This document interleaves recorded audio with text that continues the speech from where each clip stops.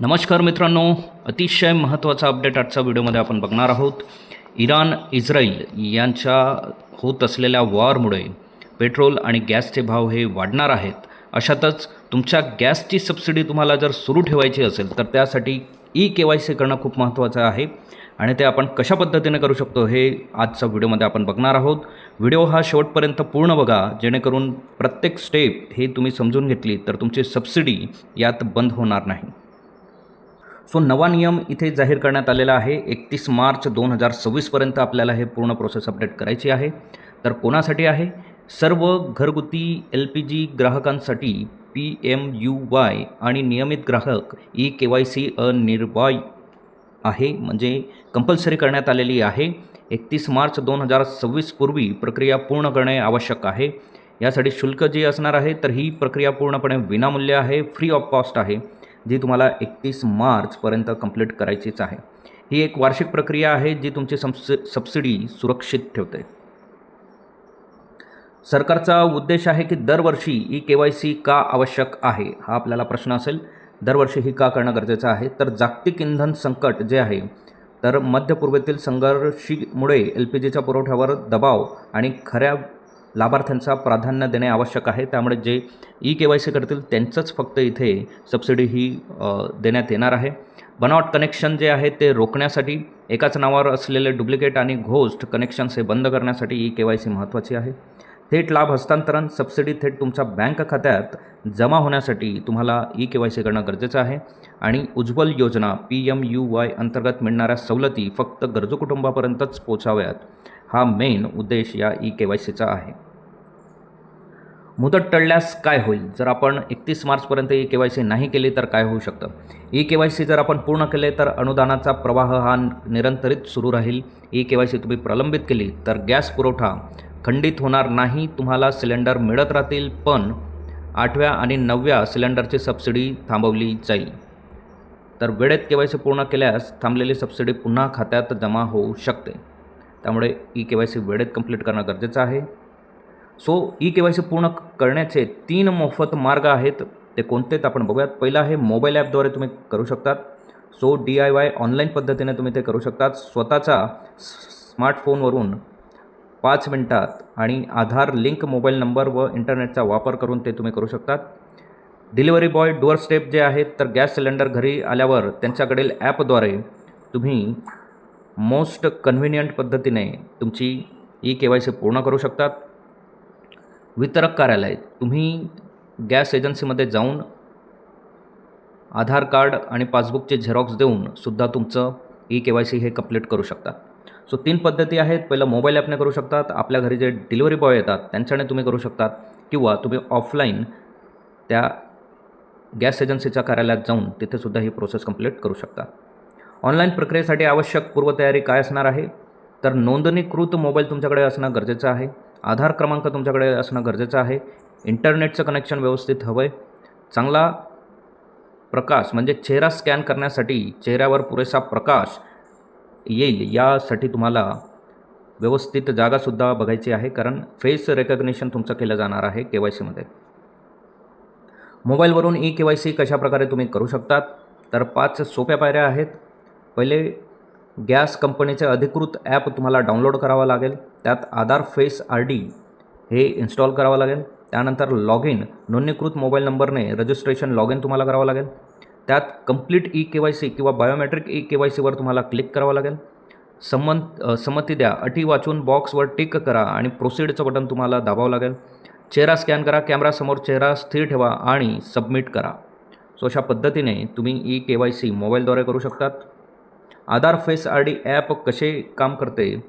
तर ते एक अदृश्य इंजिन असतं ज्यात हेडलेस ॲप, म्हणजे हे एक हेडलेस ॲप आहे. याचा अर्थ तुम्हाला मोबाईल स्क्रीनवर या ॲपचा कोणताही आयकॉन दिसणार नाही. तुम्ही जेव्हा गॅस कंपनीच्या ॲपमध्ये फेस स्कॅनवर क्लिक करता तेव्हा हे ॲप आतल्या आत आपोआप सुरू होते. तुमचा डेटा थेट UIDAI म्हणजे आधारकडे सुरक्षितपणे पाठवला जातो. तिसऱ्या कोणत्याही ॲपला दिला जात नाही. त्यामुळे हे आधार फेस ID ॲप्लिकेशन हे तुम्ही इन्स्टॉल कराल, पण तुमच्या मोबाईलमध्ये ते दिसणार नाही. ज्यावेळेस तुम्ही स्कॅन कराल तुमचा चेहरा, ते ॲटोमॅटिकली तुम्हाला फ्रंटला येणार आहे. तुमच्या गॅस कंपनीच्या अधिकृत ॲप आणि हेल्पलाईन. जर इंडियन असेल तर तुम्हाला इंडियन ऑइल वन हे ॲप्लिकेशन डाउनलोड करावं लागेल आणि त्यासाठी टोल फ्री नंबर तुम्ही नोट डाऊन करू शकतात. हा टोल फ्री नंबर आहे. त्याचबरोबर भारत गॅस यासाठीचं हॅलो BPCL हे ॲप्लिकेशन्स आहे.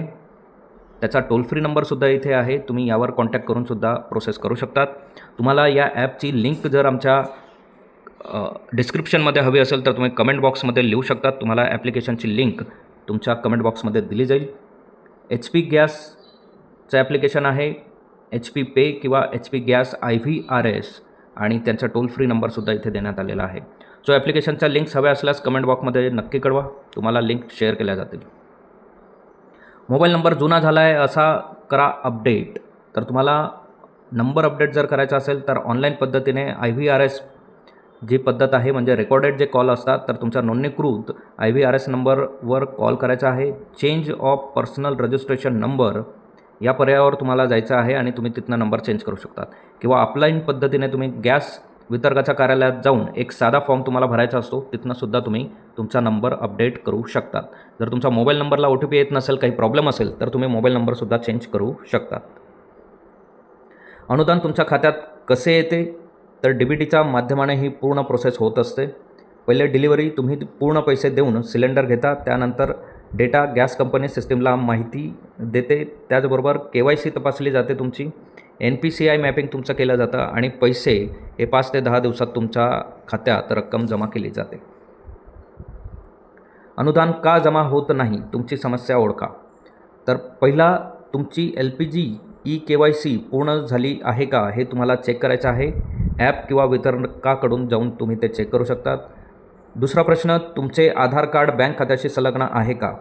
आणि तिसरं, बँक खात्यावर DBT सक्रिय आहे का. हे 3 कंडिशन्स जर असतील तरच तुमचे पैसे खात्यावर येतील. यातही एकही कंडिशन जर फेल झाली असेल तर तुम्हाला तुमची सबसिडी ही मिळणार नाही. अनुदान न मिळण्यावरील 100% खात्रीशीर उपाय काय आहेत. तर बँक खात्याची समस्या असेल तर ती तुम्ही सॉल्व केली पाहिजे. तुमच्या बँकेत जाऊन DBT एनेबल करा, आधार सीडिंग करा, तुमचं आधार मोबाईल नंबर लिंक करा. रेकॉर्डमधील तफावत जर असेल तर तुमचे नाव, आधार कार्ड आणि बँक पासबुकचे नाव हे तुमचं एकच असलं पाहिजे. यात कुठली स्पेलिंग मिस्टेक नाही असली पाहिजे किंवा त्या कंडिशनमध्ये तुमचं फेल जाऊ शकतं. एकाधिक कनेक्शन असेल, एकाच नावावर अनेक कनेक्शन असतील तरीसुद्धा तुमची DBT ही तुम्हाला दिली जाणार नाही. तर या तिन्ही गोष्टींची खात्री तुम्ही करणं गरजेचं आहे.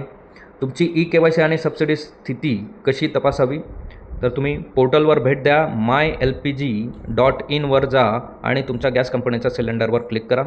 त्याचबरोबर लॉग इन करा. तुमच्या 17 अंकी LPG ID किंवा नोंदणीकृत मोबाईल नंबर वापरून तुम्ही लॉग इन करू शकतात. स्थिती पहामध्ये मेनूमध्ये KYC स्टेटस तपासा. EKYC ऑलरेडी डन असं जर दिलं असेल तर प्रक्रिया यशस्वी आहे. सबसिडी हिस्ट्रीमध्ये अनुदानाचा ट्रॅक तुम्ही चेक करू शकतात. आतापर्यंत तुम्हाला किती सबसिडी आली हे सुद्धा तुम्ही चेक करू शकतात. यासाठी महत्त्वाची वेबसाईट तुम्ही लक्षात घ्या. तुम्हाला जर या वेबसाईटवर डेमो हवा असेल की कशा पद्धतीने आपण चेक करू शकतो तर कमेंट बॉक्समध्ये आम्हाला नक्की कळवा. आम्ही त्यावरील व्हिडिओसुद्धा आपल्याला अपडेट करू. सो अखंडित गॅस सबसिडीचं गोल्डन चेकलिस्ट लक्षात घ्या. आधार ते LPG वार्षिकी KYC पूर्ण करत चला. आधार ते बँक खाते आधारशी संलग्न करा आणि बँकेत NPCI आणि DBT मॅपिंग आहे का हे चेक करणं गरजेचं आहे. हे 3 याच्यावर तुम्ही सबसिडी मिळवू शकतात. अधिक माहिती आणि तक्रारींसाठी तुम्ही ग्राहक हेल्पलाईन नंबर जो आहे तो 1915 या नंबरला तुम्ही कॉल करू शकतात आणि बाकीची माहिती तुम्ही घेऊ शकता. असेच नवनवीन आणि अपडेटेड व्हिडिओ बघण्यासाठी आमच्या चॅनलला सबस्क्राईब करा. व्हिडिओला लाईक करा. योग्य त्या गरजू व्यक्तींपर्यंत या व्हिडिओला पोचवा ज्यांची EKYC अजूनही बाकी किंवा ज्यांना EKYCमध्ये प्रॉब्लेम येत आहेत त्यांना हा व्हिडिओ नक्की शेअर करा. थँक्यू. धन्यवाद. जय हिंद.